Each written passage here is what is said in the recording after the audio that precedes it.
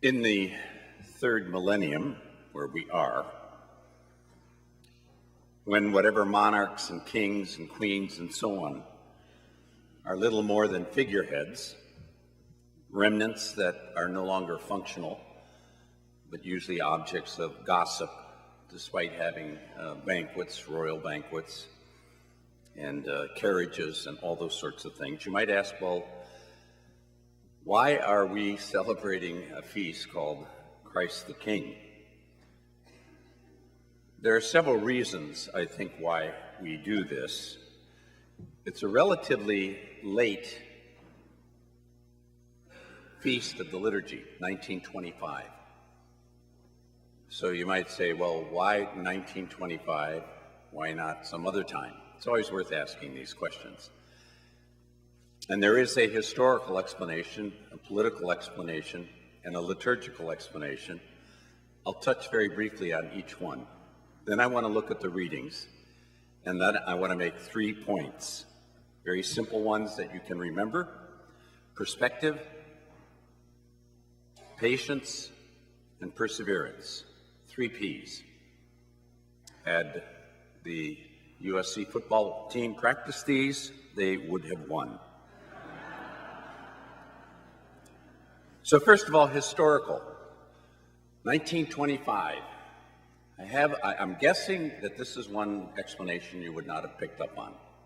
It's actually the 1600 years anniversary of the Council of Nicaea. I know that's riveting, but in 325, there was a very clear statement by the church that Jesus was of the same substance, we say this in the Creed, of the same substance as the Father. In other words, Jesus is Lord. So, 1600 years later, Catholics catch on to things maybe a little later than most people, but here it is. The second reason was anyone who had gone through World War I realized that this was an age of militarism, an age of nationalisms, fascism, and within a decade or two, you're going to end up with Hitler. You already had Stalin. You had Pol Pot coming later, Mao Zedong, that plagued our centuries, and they continue to plague us. So when you think that somehow you've been able to avoid these people who are convinced that they have the solution, and if they can do it, they're going to change it, and everything is going to be right. They're going to fix it.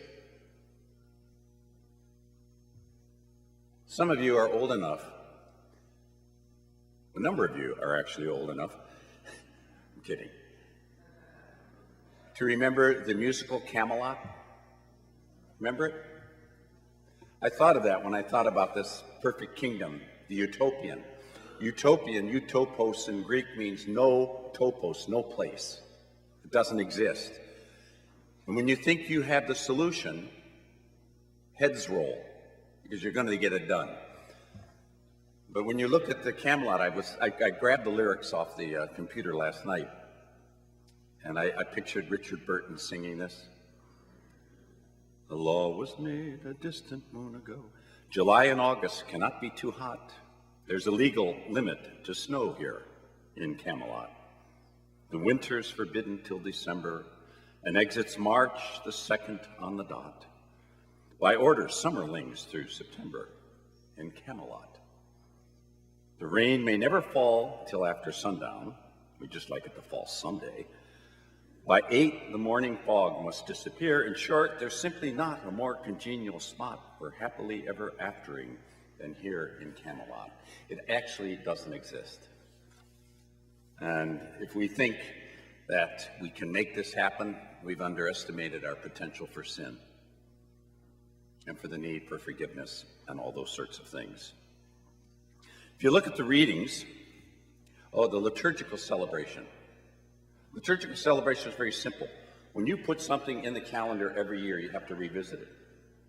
And if it's in the calendar every year, Christ the King, in an age where there are no more kings anymore, you have a kind of migraine. How do you work this out? How do you think about what does it mean to have Christ as your king? That question then comes to us every year, and it's good. It's good that it does.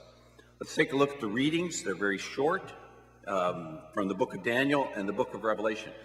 Both of these readings were written at a time when first the Jewish people, the Israelites, and then the Christians were under great persecution.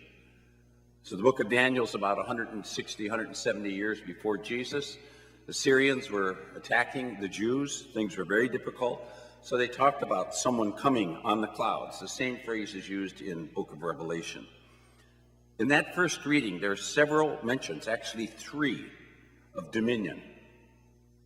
This ancient one was presented before God. He received dominion, glory, so on. His dominion is an everlasting dominion. Unfortunately, that word today, when you translate dominion, means dominate. If you dominate, offense or defense dominates. This is power. It's a direct exercise. That's not the best understanding of what it means biblically. In the gospel, in the second reading, you have Jesus coming in the midst of the clouds, and then an incredible statement about who he is. Who he is. This is an important word. You get this literature all this week until the first Sunday of Advent, this coming Sunday. So we're kind of in the wrap-up phase of the liturgical year, and there's a lot of apocalyptic literature. The moon's crashing and stars are going. Because what it's trying to do is say, it's not a prediction, it's not even a description. This kind of literature is not that. What it is a word of hope in the midst of struggle. That's what apocalyptic literature is. It's a word of hope. Don't read it as a kind of literal description, like at some point the star is going to crash and everything. People turn the Bible into a science book. It's not a science book. As I like to say, it is not about the age of rocks. It's about the rock of ages. Very important to understand that difference. So then in the gospel, we have this dramatic scene of Jesus standing before Pilate. They didn't include the final verse. That's unfortunate. It's where Pilate says, "What is truth?" Truth is not truth. We heard that recently. What is truth? And Jesus stands before him and declares to him, "My kingdom does not belong to this world." Okay, 3 points. The first one is perspective. I think this feast, rightly understood, when you say, don't you think this, when you say someone really has perspective, there's a certain wisdom, isn't it? Well, I'm not talking about, you have an interesting perspective. I'm talking about this person really has perspective. They put things in proportion. They don't get blown away by a particular event, and so on. So perspective is one of the things that I think this feast brings forward. How does it do it? Well, first of all, it says that my kingdom is not of this world. It is in the world, but not of the world. You've heard that phrase. The document of the Second Vatican Council, Gaudium et Spes, joy and hope. The English translation is the church in the modern world. The church in, not above the modern world, not enslaved by the modern world, but in the modern world, but not of it. By now, most of you have encountered that phrase, that critique that Karl Marx made of Christianity. It was the opium of the people. It just drugged people so that they really, all they did was they longed for heaven, were that true, and didn't do anything here. They waited till the end time and then they'll be fine. They didn't have to work for justice and try to change things. Vatican II responded to that pretty powerfully. C.S. Lewis wrote this once, which I think is a pretty good statement. He said, "If you read history, you will find that the Christians who did the most for the present world were just those who thought the most of the next world. It is since Christians have largely ceased to think of the other world that they have come to be so ineffective in this world." That's perspective. That's perspective. Another way to think about it, if I can put it this way, is that the war has been won, even though we're still in all kinds of battles, and we will continue to be in battles. But never lose the perspective that the Lord is King. What about the second point? The second point has to do with patience. I thought that as I got older, I would become more patient. That is not true for me.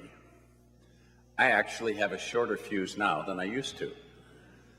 And I don't consider that progress. Again? Stop it. I get impatient. The word patience, if you go to the root in Latin, means the ability to suffer. The ability to deal with things when they're not going your way. There's a story I want to tell you that I mentioned to one of my community members last evening. They said, "You're not going to tell that story, are you?" I said, "Yes, I am." And it goes like this. A visiting pastor was attending a men's breakfast in a Mississippi farm country. He asked one of the impressive older farmers in attendance to say grace that morning, and after all were seated, the old farmer began, "Lord, I hate buttermilk." The pastor opened one eye and wondered to himself where this was going.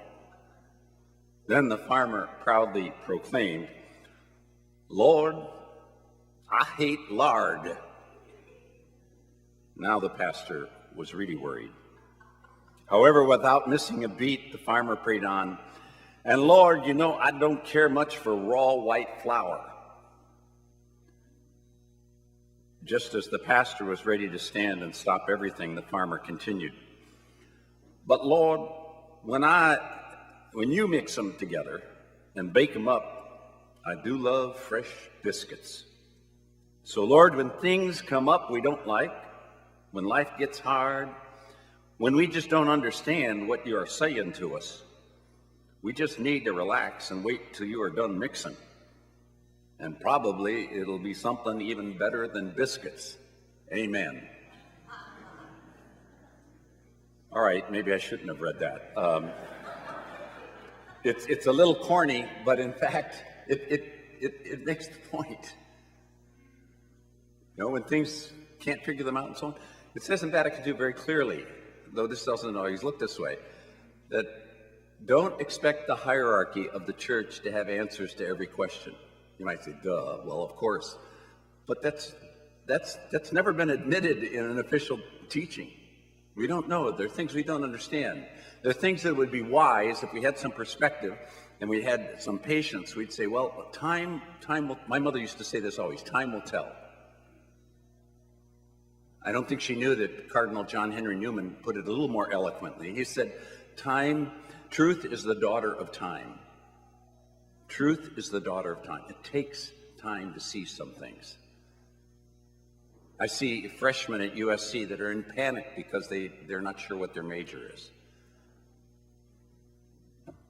Sometimes I ask them, "What's your major this semester?" That's not funny. But I do think it's important that people take time to look, to listen, and eventually some of the most important insights will come. Finally, what about perseverance? What about perseverance? There's a really interesting little book that came out 2 years ago. It's kind of a bestseller. I'm not advertising this, but I don't know how many of you know the name Krista Tippett. She does interviews on NPR, that liberal radio station, called Becoming Wise. And these interviews are kind of put together here. In the last chapter of her book, she puts together a number of interviews that shed some light on hope. And I think people that persevere have to have hope. To stay at it, you have to have hope. And here are some of the things she says about hope. It says, it's a willingness to sit with people in pain. you ever been a caregiver? Sometimes it's difficult. And even the pain can be depression. Depression is very, very difficult. And to sit with people, not to bolt. She quotes one professor of social work who says, "I've studied 11,000 cases. I cannot find a single example of courage, moral courage, spiritual courage, leadership courage, relational courage. I cannot find a single example of courage that was not born completely of vulnerability." It's not courage unless you have skin in the game and you can lose. That's hope. She writes again, she says, "Hope is not an emotion. Hope is a cognitive behavioral process that we learn when we experience adversity and when we are strengthened by relationships of love." Today, psychologists speak a great deal about resilience, a person that has resilience. You know, there are people that are very fragile, and there's one bad thing happens and they can collapse completely. Hope, drawing on patience, prepares us for the long run. Perspective, Jesus is Lord. He is the faithful witness. He is the beginning and the end. He is the one who is, who was, and who is to come. He is the one in whom we can place our trust. And it says in the gospel itself, everyone who belongs to me, belongs, not just speculates, belongs to the truth, has this kind of hope. I came across this Korean prayer. "From the cowardice that dare not face the truth, from the laziness that is content with half-truths, and from the arrogance that thinks it knows all truth,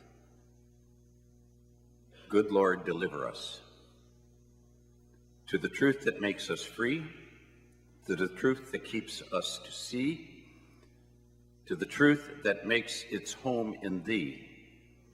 Good Lord, deliver us." Jesus is Lord.